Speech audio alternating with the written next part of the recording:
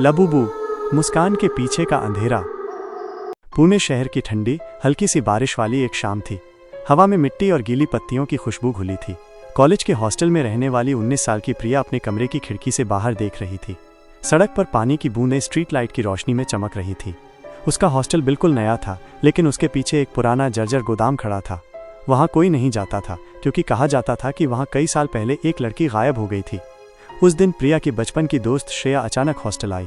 तुझसे मिलने सिंगापुर से आई हूँ और तेरे लिए एक तोहफा लाई हूँ। उसके हाथ में एक लंबा सा गिफ्ट बॉक्स था। जब प्रिया ने खोला तो अंदर एक गुड़िया थी, लबूबू डॉल। गुड़िया की आंखें बड़ी बड़ी थी, जैसे किसी ने उन्हें चमकदार काले कांच से बनाया हो। उसके कान नुकीले, जैसे किसी बंदर या एल्फ के हों, और होठों पर एक अजीब खिंची हुई मुस्कान जो देखने में प्यारी लगती थी। लेकिन जितना देर तुम उसे देखते उतना डर लगने लगता था। क्यूट है ना? श्रेया ने कहा। क्यूट है, प्रिया ने हंसकर कहा, लेकिन उसके दिल में एक अजीब सी घबराहट उठी। गुड़िया को उसने खिड़की के पास मेज पर रख दिया। रात को बाहर हल्की बारिश हो रही थी। प्रिया सोने की कोशिश कर रही थी जब उसने महसूस किया कि कोई उसके कान के पास फुसफुसा रहा है, मुझे अकेला मत छोड़। उसने चौंक कर आंखें खोली। कमरा अंधेरे में डूबा था, सिर्फ खिड़की से आती स्ट्रीट लाइट की हल्की किरणें।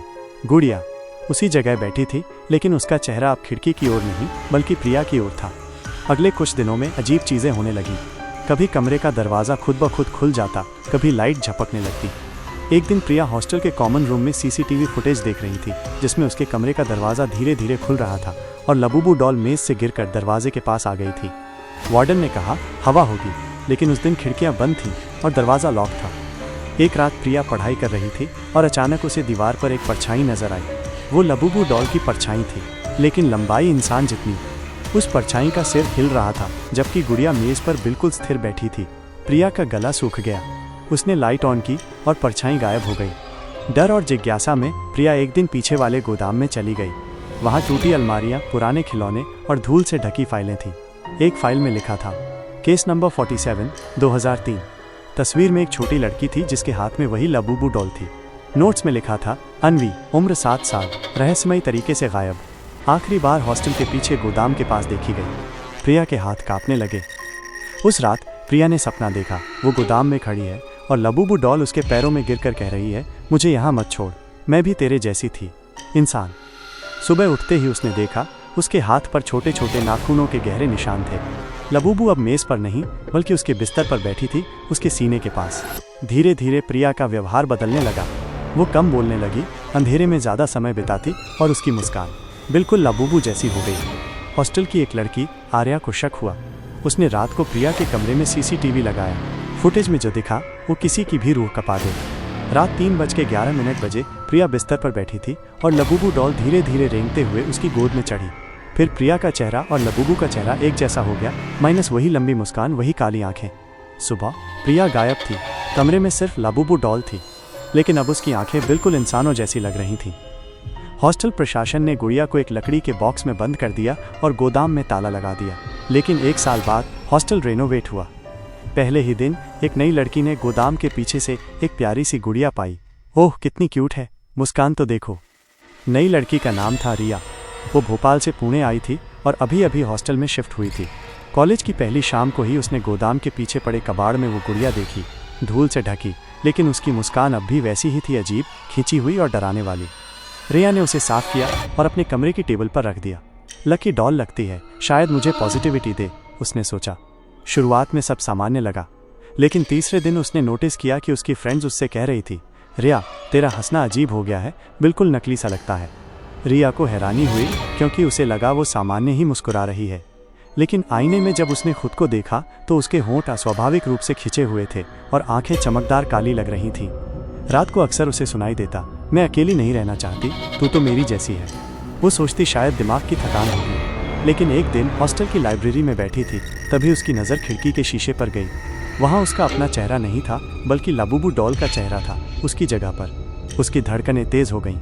धीरे धीरे हॉस्टल में अजीब घटनाएं बढ़ने लगीं।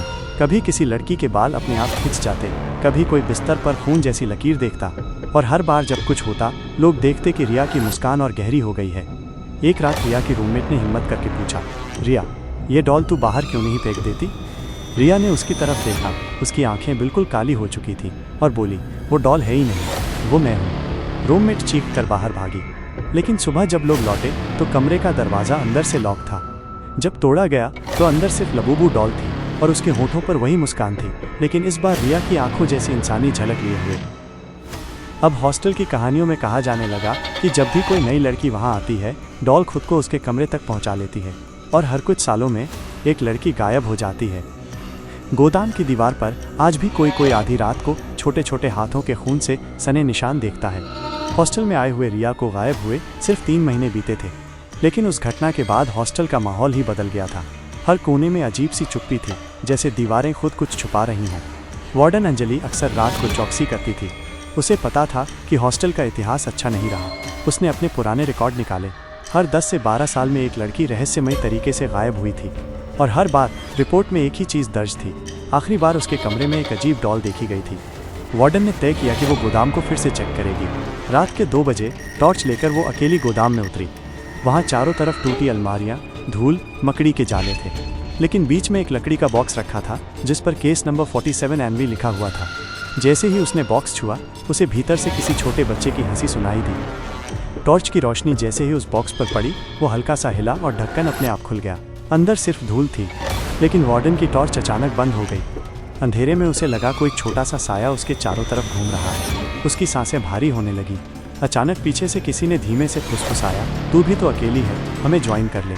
वो चीख कर बाहर भागी। लेकिन अगली सुबह जब लोग गोदाम पहुंचे तो दरवाज़ा अंदर से बंद था और ज़मीन पर सिर्फ वार्डन की चाबी का गुच्छा पड़ा था। उसके पास वार्डन कहीं नहीं थी। अब हॉस्टल की लड़कियां नींद में अजीब बातें करने लगी। कोई बार बार बोलती लबूबू मुस्कुरा रही है, तो कोई खून से अपनी कॉपी में एक ही शब्द लिखती, अकेलापन। कुछ लड़कियों ने देखा कि आईने में उनका चेहरा बदलकर वैसा हो जाता है जैसा डॉल का, काली आंखें और मुस्कान इतनी लंबी कि गालों की चमड़ी फटती हुई लगे। धीरे धीरे सच्चाई खुली। पुराने रिकॉर्ड में पता चला कि 2003 में जो अन्वी नाम की लड़की गायब हुई थी, उसकी मौत गोदाम में ही हुई थी, लेकिन उसकी आत्मा डॉल में बंध गई। वो इंसानी संगत चाहती थी, क्योंकि अकेलेपन ने उसे पागल बना दिया था।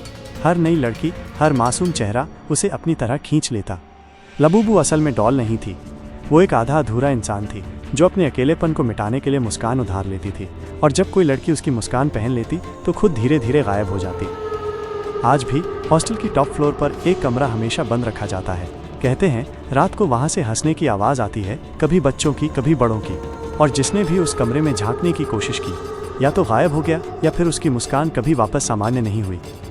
भय का असली राज ये था कि लबूबू की मुस्कान प्यारी नहीं थी, वो भूख थी, इंसानी आत्माओं की भूख।